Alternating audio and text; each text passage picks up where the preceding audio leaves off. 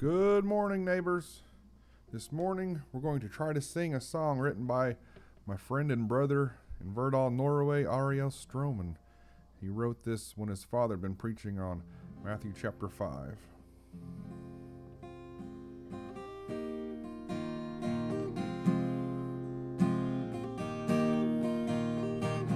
In the life I live now, I would like to see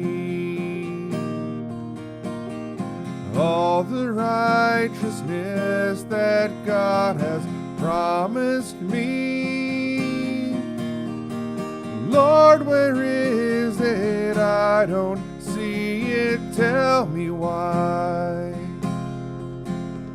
A servant of the Lord stands up to preach from Matthew chapter 5. Blessed are the poor in spirit, weak and read.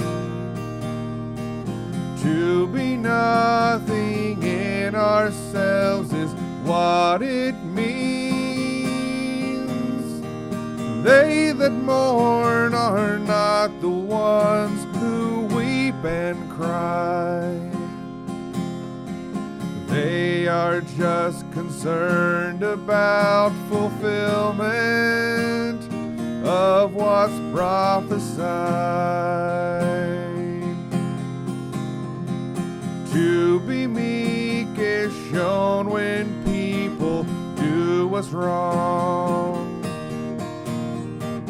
We don't stop and argue, no, we just move on.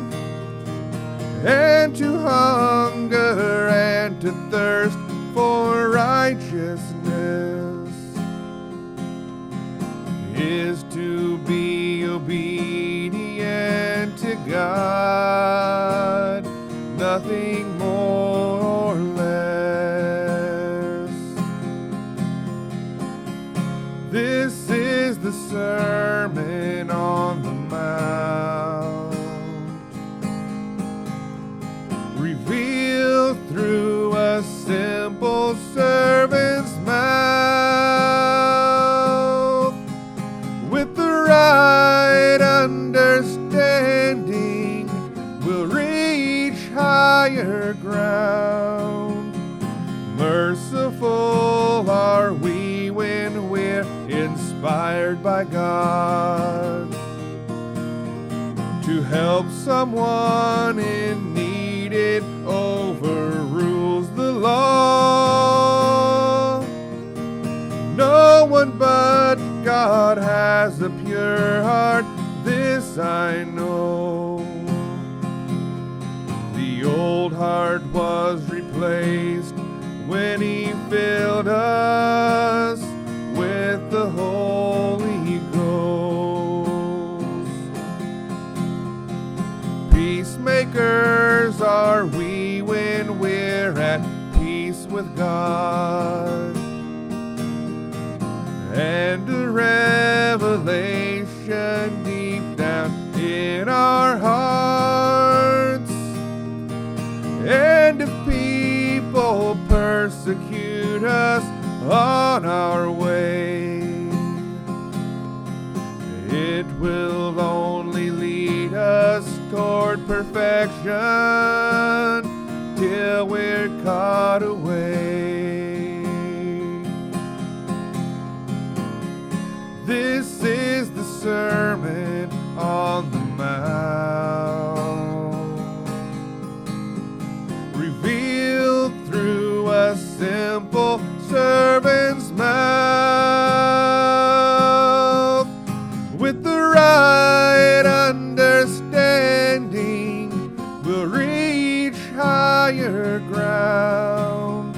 So let me be the salt and let me be the light,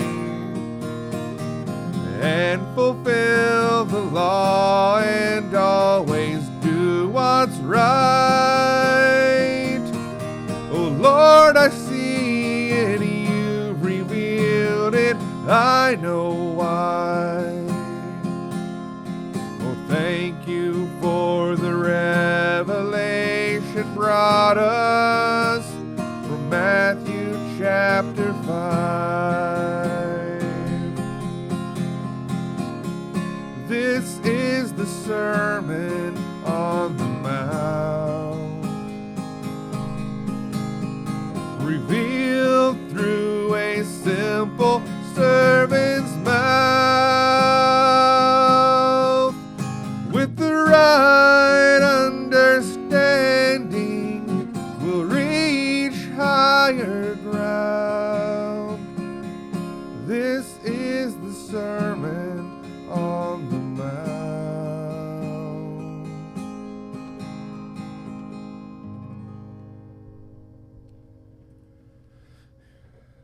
It's a beautiful song. And of course, it's based on Matthew chapter 5, as we were singing, about the Sermon on the Mount and the Beatitudes. But when you look at the entire Sermon on the Mount, it goes beyond the Beatitudes. I think a lot of times, because you'll see those on posters, people don't read the rest. And I just thought we'd start with the beginning and the end of this. In Matthew chapter 5 and verse 1, and seeing the multitudes, he went up on a mountain. And then when he was seated, his disciples came to him. Then he opened his mouth and taught them, saying, Blessed are the poor in spirit, for theirs is the kingdom of heaven. If you've watched The Chosen, I really like how they present it, because it's presented as, you know, when they're hearing this, remember, they are hearing this for the first time. We've read and read and read it and wrote songs about it. But they're hearing this and they're trying to bring it all in. But in The Chosen, you know, Jesus just mentions, this is a map. You know, look for these characteristics in people, and not just an outward display, but it has to be a revelation, like the song says, a revelation deep down in your heart that this goes more than, okay, I have to do this. This is a outward display. It has to be something within you, you know, that you are the poor in spirit, that you are doing these things. And of course, you know, it goes much further than that, but you can listen to the song again and listen to the explanations of these things. But I thought it was interesting because it goes beyond just Matthew chapter 5, because he doesn't stop. It's man who cut this up in verses and chapters. He's speaking. You know, it's an entire sermon. You know, it is the Sermon on the Mount, and it keeps going. And it ends, you know, you'll have to read it for yourself, Matthew 5, 6, and 7. But at the end of chapter 7 is when he kind of wraps it up. Verse 24, in 7:24, therefore, whoever hears these sayings of mine and does them, I will liken him to a wise man who built his house on the rock. You know, and I like that, whoever hears these sayings of mine. So you can sit in a pew and listen, but he says that's not the end. It's who hears them and does them. And does them in the proper way, like we were saying. It's not just, oh, well, I have to be kind to these people, so I guess I better go be kind. But it needs to be something within you. And the rain descended, the floods came, and the winds blew and beat on that house, and it did not fall, for it was founded on the rock. But everyone who hears these sayings of mine and does not do them will be like a foolish man who built his house on the sand.